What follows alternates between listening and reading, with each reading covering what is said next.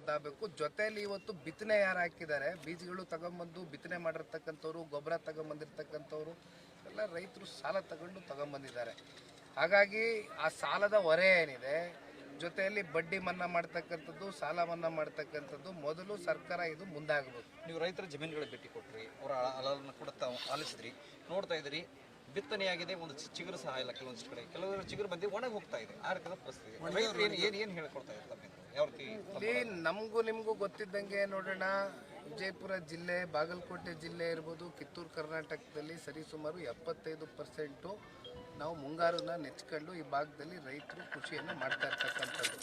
ಹಾಗಾಗಿ ಕಳೆದ ಬಾರಿ ಅತಿವೃಷ್ಟಿ ಆಯಿತು, ಆ ಸಂದರ್ಭದಲ್ಲೂ ಬಂದು ನೋಡಿದಾಗ ಬೆಳೆಗಳು ಹಾಕಿದ್ದೆಲ್ಲ ಸಂಪೂರ್ಣ ನಾಶ ಆಗಿತ್ತು. ಈ ಸಲ ಅನಾವೃಷ್ಟಿ ಆಗಿದೆ. ಒಟ್ಟಾರೆಯಾಗಿ ಪ್ರಕೃತಿಯ ವಿಕೋಪಕ್ಕೆ ಒಳಗಾಗಿರ್ತಕ್ಕಂಥವ್ರು ರೈತರು. ಇವತ್ತು ರೈತರನ್ನ ಉಳಿಸ್ಬೇಕಾಗಿರ್ತಕ್ಕಂಥದ್ದು ಸರ್ಕಾರದ ಕರ್ತವ್ಯ. ಹಾಗಾಗಿ ಸರ್ಕಾರ ಮುಂದಾಗಬೇಕಾಗ್ತದೆ. ಸುಮ್ಮನೆ ಇದರಲ್ಲಿ ತಾರತಮ್ಯ ಮಾಡ್ಕೊಂಡು ಕಾಲಹರಣ ಮಾಡ್ಕೊಂಡು ಮಾಡೋದ್ರಿಂದ ರೈತರ ಬದುಕಿನ ಜೊತೆ ಚೆಲ್ಲಾಟ ಆಡೋದು ಬೇಡ. ಜೊತೆಯಲ್ಲಿ ಇವತ್ತು ಮೇವು ಬ್ಯಾಂಕುಗಳು ಕೂಡ ಸೃಷ್ಟಿಯಾಗಬೇಕಾಗ್ತದೆ. ಹಸುಗಳಿಗೆ ಮೇವಿಲ್ಲ. ಹಾಗಾಗಿ ಇಲ್ಲೆಲ್ಲೋ ಪಾಪ ಕೊನೆಗೆ ರೈತರು ಕಸಾಯಿಖಾನೆಗಳಿಗೆ ಹಸುಗಳನ್ನ ಕೊಟ್ಟು ಏನೋ ಅದರಲ್ಲಿ ಬರುವಂಥ ಅಲ್ಪ ಸ್ವಲ್ಪ ದುಡ್ಡನ್ನು ತಗೊಂಡು ಹೋಗ್ತಕ್ಕಂಥ ಪರಿಸ್ಥಿತಿ ಬಂದಿದೆ. ಹಾಗಾಗಿ ಒಂದು ಮೇವು ಬ್ಯಾಂಕನ್ನು ಕೂಡ ಈ ಕೂಡಲೇ ಮಾಡಬೇಕು. ಮಾನ್ಯ ಸುರೇಶ್ ಬಾಬಣ್ಣವರು ಪಕ್ಷದ JDLP ನಾಯಕರಲ್ಲೇ ಇದ್ದಾರೆ. ಬಹುಶಃ ಅಧಿವೇಶನ ಆಗಸ್ಟ್ ತಿಂಗಳಲ್ಲಿ ನಡೆಯುತ್ತೆ.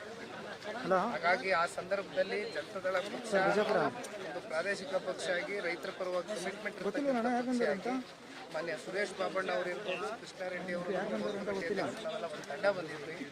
ಕೇಂದ್ರ ಸಚಿವರು ಮಾನ್ಯ ಕುಮಾರಣ್ಣ ಅವರು ಹೇಳಿದ್ದಾರೆ, ನೈಜ ಸತ್ಯತೆ ಏನಿದೆ ಅದ್ರ ಬಗ್ಗೆ ವರದಿ ಮಾಡಿ ಅಂತ ಇದನ್ನ ನಾಳೆ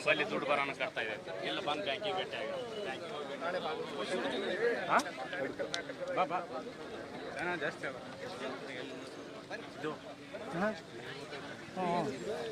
ಫೋನ್ ಮಾಡ್ಬಿಡು, ನೀವು ಕೋರ್ಡಿನೇಟ್ ಮಾಡ್ಕೊಬಿಡು. ಸ್ಟಾಪ್ ಆಯಿತು ಅಂತ ಆ ಥರ ಹೊಲ ನೋಡ್ಲತ್ತೀರ.